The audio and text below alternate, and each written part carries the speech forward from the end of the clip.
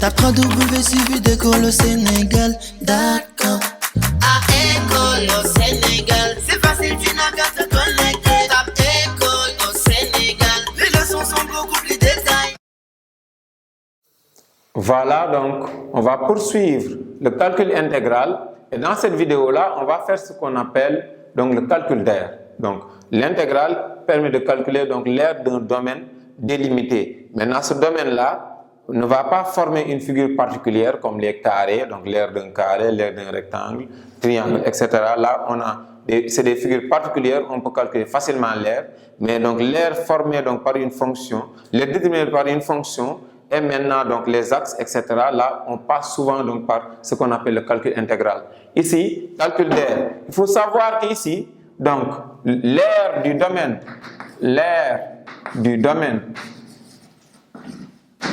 délimité par exemple la fonction CF, l'axe des abscisses,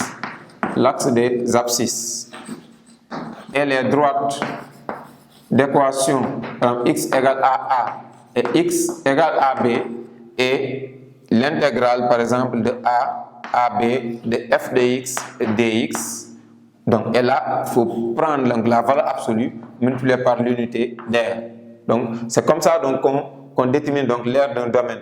Donc, pour déterminer l'aire d'un domaine, vous prenez donc la valeur absolue de l'intégrale de f de x dx donc entre A et B. Donc, sachant que cette aire-là est délimitée par donc, la courbe CF, l'axe des abscisses, et maintenant les droits d'équation. Je vous donne donc un petit exemple ici. Si j'ai un repère là, et j'ai par exemple une fonction f de x qui est égale à comme ça. Donc j'ai une fonction f de x définie de cette forme-là. Maintenant, ce qui m'intéresse, c'est l'aire du domaine délimité par x égale à A et x égale à B. Et donc CF est l'axe des abscisses. Suivez bien, parce que cette aire-là, c'est là. Donc l'axe des abscisses, la courbe et les droites d'équation x égale à A. Cette aire est là, mais cette aire aussi est là.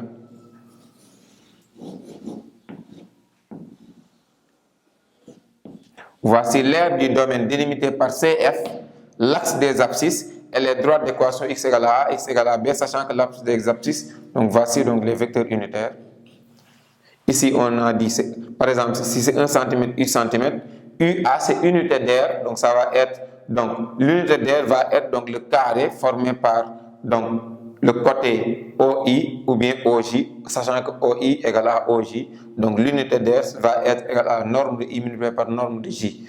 Et donc cette intégrale-là, vous prenez la valeur absolue. Pourquoi? Parce que j'avais dit en propriété, qu'est-ce qu'on avait dit en propriété? Si f de x est positif, alors intégrale de A à B de f de x dx est positif. Si f de x est positif ou nul, alors l'intégrale de A à B de f de x est positif ou nul. Donc, notamment aussi, si f de x est négatif ou nul, l'intégrale de A à B de f de x dx est négatif ou nul. Maintenant, pour prouver ça, si f de x est positif, donc ici, intégrale de A à B de f de x dx va donner donc le réel f de grand F de B moins grand F de A. C'est ça l'intégrale. Or, on a dit que f est positif. Donc, le grand F là sera croissante. Donc, pour une fonction croissante, quel que soit un AB qui se trouve dans un intervalle, par exemple I, que j'avais dit tout à l'heure là, donc f de B moins f de A, la fonction est croissante, sera positive. Donc la fonction est croissante, ça veut dire que f de A est inférieur à f de B. Ça veut dire que f de A moins f de B est positif. Si f de A moins f de B est positif, ça donne l'intégrale est positive. Donc c'est comme ça qu'on démontre maintenant si f de x est positif, alors son intégrale est positive. Parce que son intégrale est déterminée par sa primitive grand F de B moins grand F de A, on va considérer ça c'est positif parce que l'intégrale est positive. Et maintenant c'est positif alors qu'on avait dit F est positif. Si F est positif, donc c'est l'hypothèse, donc grand F, sa primitive sera croissante. Parce que la dérivée de la primitive c'est F. Maintenant sa primitive sera croissante. Une fonction croissante dans un intervalle pour tout réel A et B tel que A est inférieur à B bien sûr, donc grand f de B moins grand f de A sera positif parce que la fonction est croissante. À partir de là, donc ça veut dire grand f de A inférieur à donc grand f de B, parce que ici, grand f de B moins grand f de A est positif, ça veut dire que grand f de A est inférieur à grand f de B puisque la fonction est croissante. D'autre part, on peut dire que donc grand f de B moins grand f de A positif, ça veut dire que l'intégrale est positive. Donc je reviens sur ça parce que on doit calculer donc l'aire donc de ce domaine-là. Donc, et si on remarque, il y a une valeur ici que je vais appeler C, et on remarque que de A à C, f est positif parce que CF est au-dessus de l'axe des abscisses. Maintenant, de C à B, f est négatif parce que f est en dessous de l'axe des abscisses. Graphiquement, pour déterminer le signe de la fonction, si la courbe est en dessous de l'axe des abscisses, sur cet intervalle-là, la fonction est négative. Si la courbe est au-dessus de l'axe des abscisses, donc sur cet intervalle-là, la fonction est positive. Donc ici, donc, calculer l'aire du domaine délimité, donc que je vais appeler A, délimité par CF, l'axe des abscisses, et maintenant les droits d'équation x égale à x égale à b, va nécessiter l'intégrale, donc la valeur absolue de donc l'intégrale de A à B de f de x dx. Parce qu'il y a une partie où maintenant donc f sera négatif.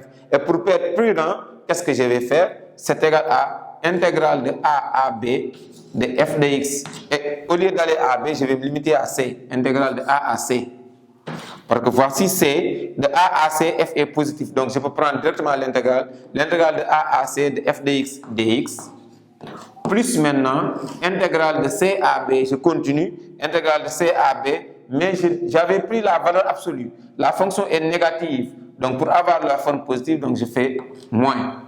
Et maintenant, l'intégrale de C à B de f de x dx. Là, je vais multiplier ça par UA, l'unité d'aire que j'ai choisie pour avoir maintenant l'aire du domaine.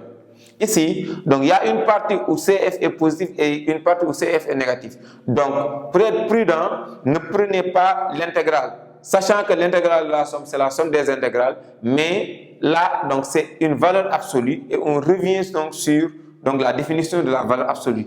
La valeur absolue de f de x égale à combien? Égale à f si f est positif ou nul, et maintenant moins f si f est négatif ou nul. Maintenant, comme j'avais pris la valeur absolue, il y a une partie où f est négatif, je vais décomposer cette fonction-là en utilisant donc la relation de chasse. La relation de chasse, ces propriétés-là, je vous les avais données au niveau des vidéos précédentes.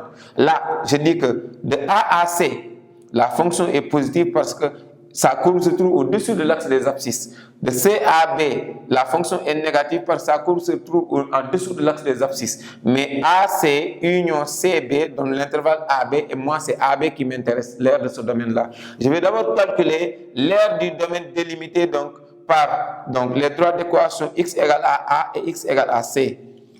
Comme ça, donc j'aurai cette aire-là avec une fonction positive, donc c'est l'intégrale de A à C de f de x dx.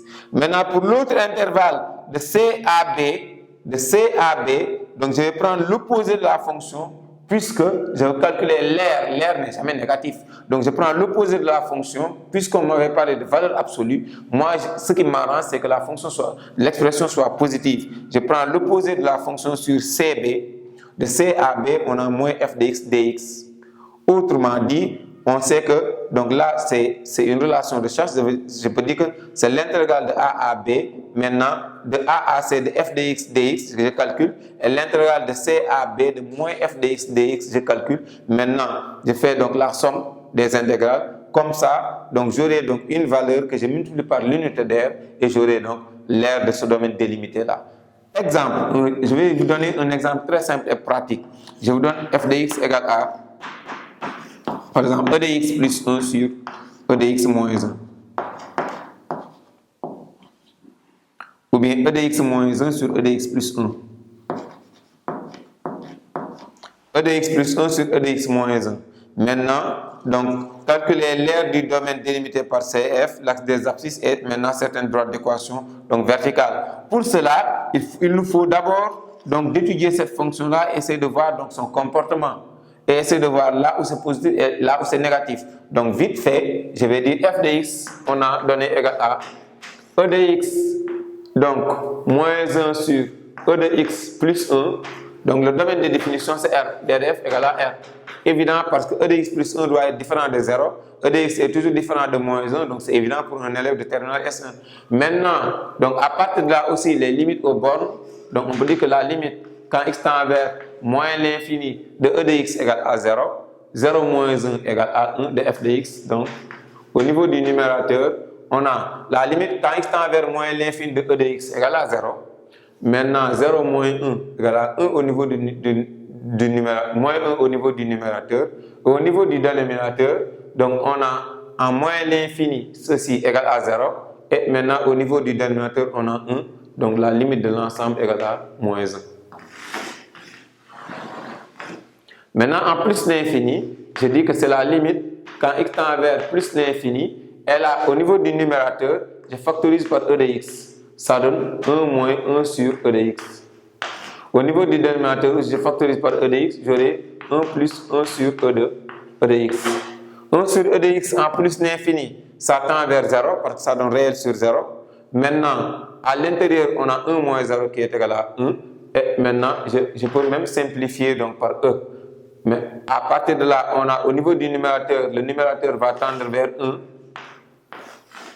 Et le dénominateur, donc ici, va tendre aussi vers 1 parce que 1 est par quotient. Donc la limite, quand x tend vers plus l'infini de f de x, va donner 1. Comme ça, donc, on a actuellement donc, les limites aux bornes. Il suffira seulement de déterminer donc, la dérivée, donc dresser le tableau de variation pour voir donc, facilement donc, le signe de la fonction sur un intervalle donné. Et comme ça, on va calculer l'aire du domaine sans même tracer la courbe. Donc avec le tableau de variation, on peut calculer l'aire du domaine délimité par l'axe des abscisses CF et maintenant certaines droites d'équation qu'on va donner après. Voilà. W suivi d'école au Sénégal.